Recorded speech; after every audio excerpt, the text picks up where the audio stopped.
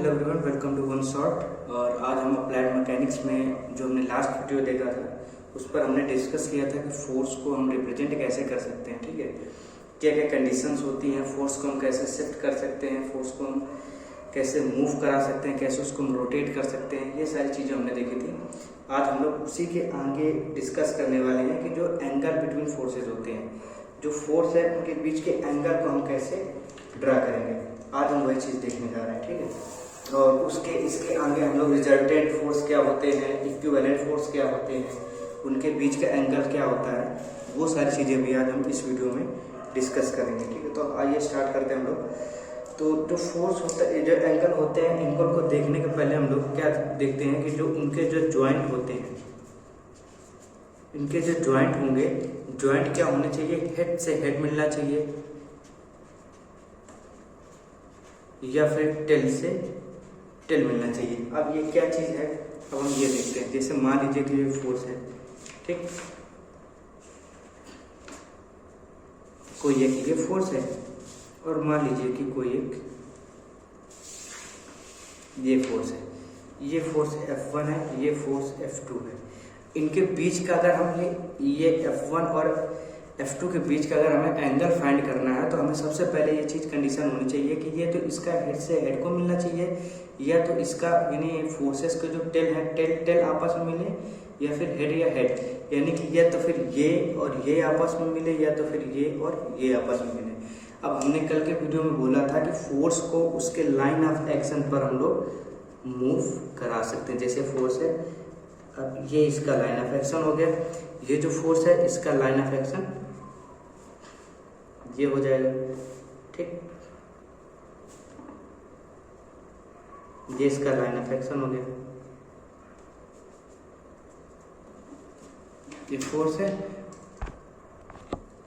ठीक है, ये इनके लाइन ऑफ एक्शन हो गए। अब हम इनके लाइन ऑफ एक्शन पर इनको फोर्स को हम लोग ड्रॉ भी कर सकते हैं, यानी कि इनको आगे या पीछे मूव भी करा सकते हैं। जो फोर्स यहाँ पर है अपने लाइन ऑफ एक्शन पर, अगर वही फोर्स यहाँ पर आ जाए, ना उसका मैग्नीट्यूड चेंज हो रहा है और ना ही उसकी डायरेक्शन चेंज हो रही है, सिर्फ वो अपने लाइन ऑफ एक्शन पर आगे या पीछे रोटेट हो रहा है, यानी कि मूव हो रहा है, सॉरी।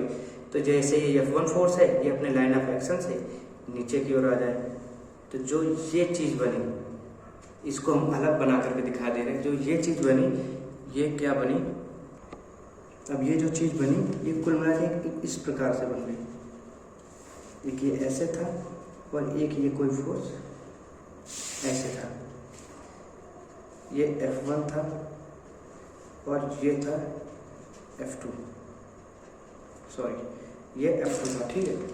अब यहाँ से वही चीज़ है, ये वही चीज़ ये दर्शा रहा है कि ये इसको हमने अपने फोर्स को इधर ले आए और इसको नीचे ले आए, और जो यहाँ से यहाँ पर ले आए तो हमने देखा कि ये इसका टेल और ये इसका टेल आपस में मिल रहा है, और ये कंडीशन को फॉलो कर रहा है कि टेल आपस में मिल रहे हों या फिर इसको हेड या हेड आपस में मिल रहे हों। इसको हम लोग चाहे जितना करें, इसके हेड और हेड को आपस में मिला करके एंगल नहीं फाइंड कर पाएंगे।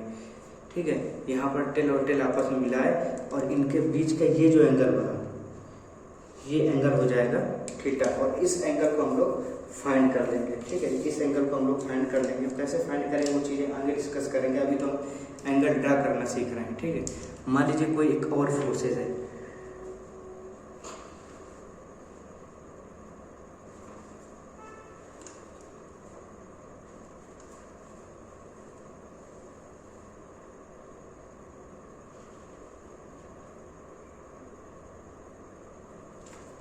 ठीक, मान लीजिए कोई ये फोर्स है।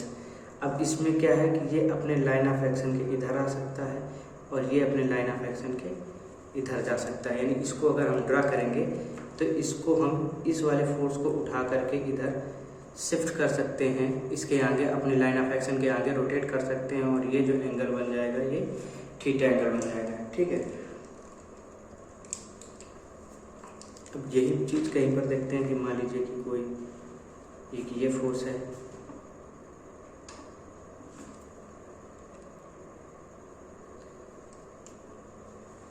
और कोई एक ये फोर्स है, ठीक। ये कोई दो फोर्स है, इसको हम क्या कर सकते हैं कि सेम थिंग, इसका लाइन ऑफ एक्शन ये होगा, ये अपनी लाइन ऑफ एक्शन के आगे पीछे जा सकती है, इसका लाइन ऑफ एक्शन ये होगा, ये अपनी लाइन ऑफ एक्शन के आगे पीछे जा सकती है, और ये यहाँ पर कहीं पर ऐसे रिप्रेजेंट करेगी,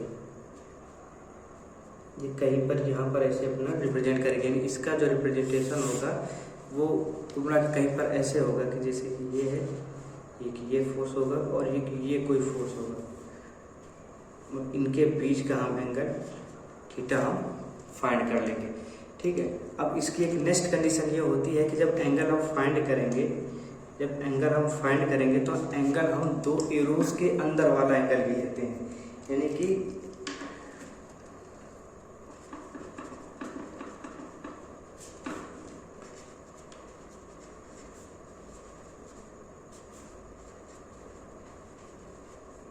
दोनों एरो के अंदर के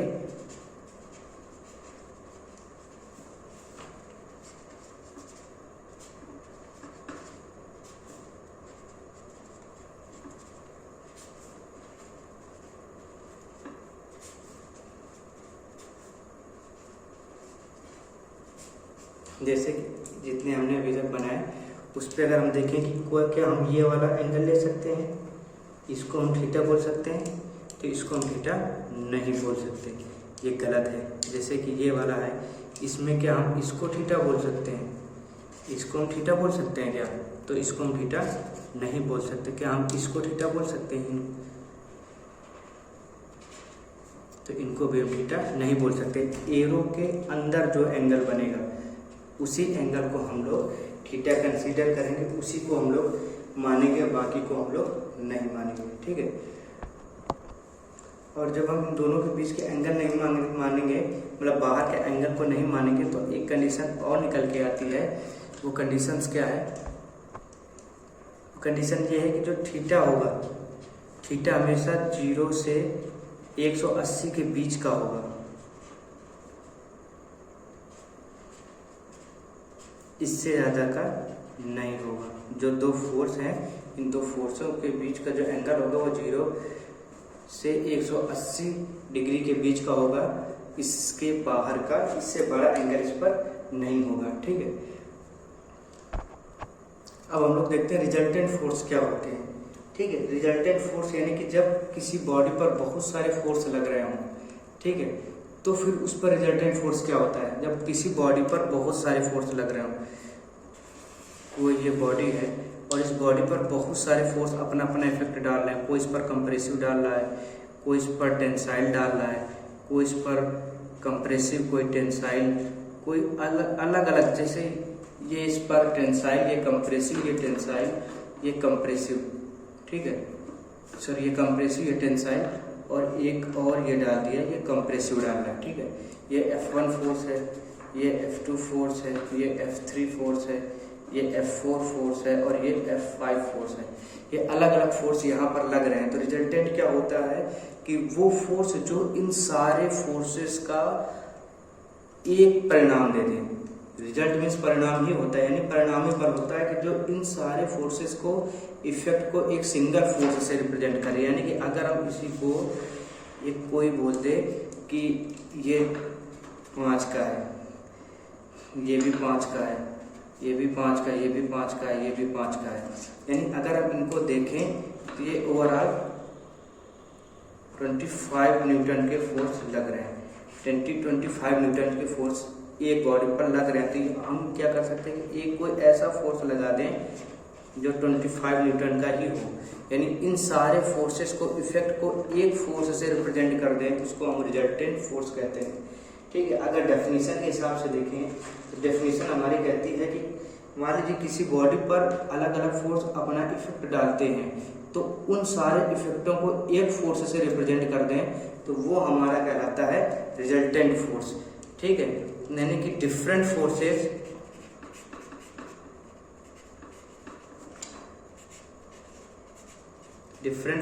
के इफेक्ट को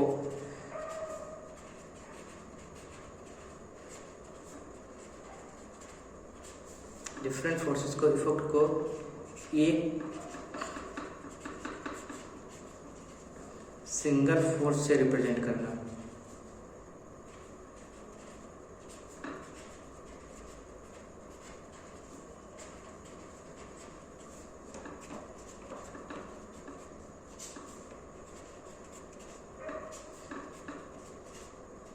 जो कि सारी कंडीशंस को सेटिस्फाई करें।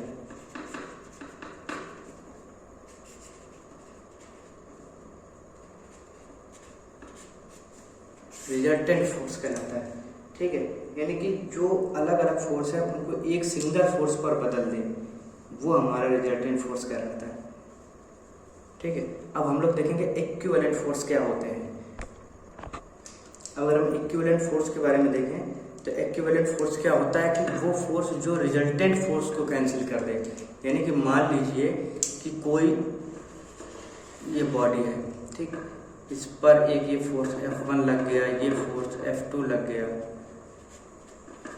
ये फोर्स F3 लग गया, ठीक है। तो अगर हम रेजिस्टेंस की बात करें, रिजल्टेंट फोर्स की बात करें, यानी R कह सकते हैं या फिर इसको हम रिप्रेजेंट करते हैं Fr से, ठीक। इन दोनों से बात करें तो यही कहेगा कि F1 plus F2 plus F3 plus dot dot dot dot, यानी कि जितने भी सारे फोर्स है उनको ऐड कर देते, ये हमारा रिजल्टेंट या फिर रिजल्टेंट फोर्स कहलाता है, ठीक है। लेकिन अगर हम इक्विवेलेंट फोर्स की बात करें तो ऐसा फोर्स जो रिजल्टेंट फोर्स के इफेक्ट को कैंसिल कर दे। मान लीजिए कि ये ओवरऑल आ गया 30 न्यूटन का, ये 10 न्यूटन का है, ये भी 10 न्यूटन का है, ये भी 10 न्यूटन का है, और हमने जब जोड़ा तो पूरा 30 न्यूटन का एक रिजल्टेंट फोर्स लग रहा है, ठीक है। तो इस बॉडी पर 30 न्यूटन का रिजल्टेंट फोर्स लग रहा है। अगर हम इस पर एक इसी के रिजल्टेंट फोर्स के अपोजिट डायरेक्शन पर 30 न्यूटन का फोर्स लगा दें तो ये इस फोर्स के इफेक्ट को कैंसिल कर देगा, और यही हमारा इक्विवेलेंट फोर्स कहलाता है। इसको हम Feq से व्यक्त करते हैं, Feq से इसको हम दिखाते हैं, ठीक है। यानी अगर हम इक्विवेलेंट फोर्स की बात करें तो इक्विवेलेंट फोर्स क्या होता है कि यह रिजल्टेंट फोर्स को कैंसिल कर देता है।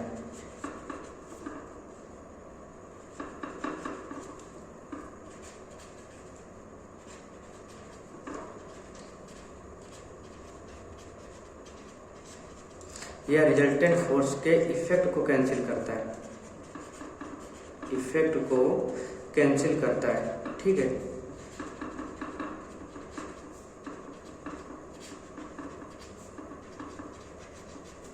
यह रिजल्टेंट फोर्स के इफेक्ट को कैंसिल करता है और साथ ही यह रिजल्टेंट फोर्स का अपोजिट होता है।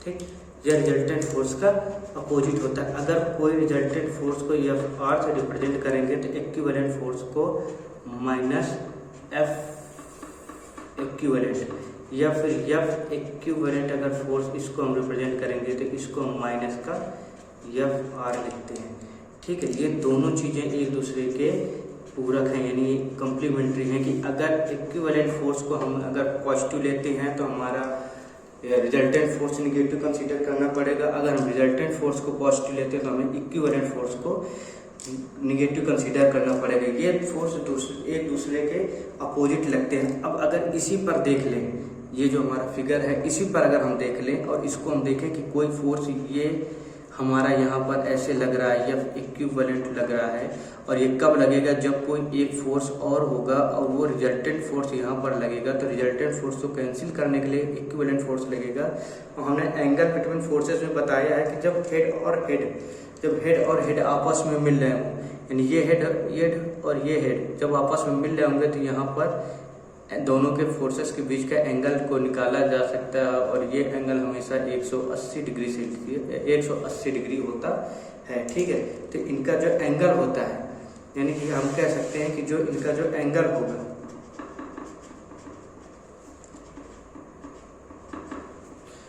एंगल बिटवीन रिजल्टेंट और इक्विवेलेंट का जो एंगल होगा वो होगा 180 डिग्री सेल्सियस या 180 डिग्री, यानी कि 180 डिग्री हमेशा इसका एंगल होगा। ठीक है, अब आगे हम इन पर बात करेंगे कि इनके मूवमेंट क्या होते हैं, इनके डायरेक्शंस क्या होते हैं और इनकी इक्विलिब्रियम कंडीशंस क्या होती हैं।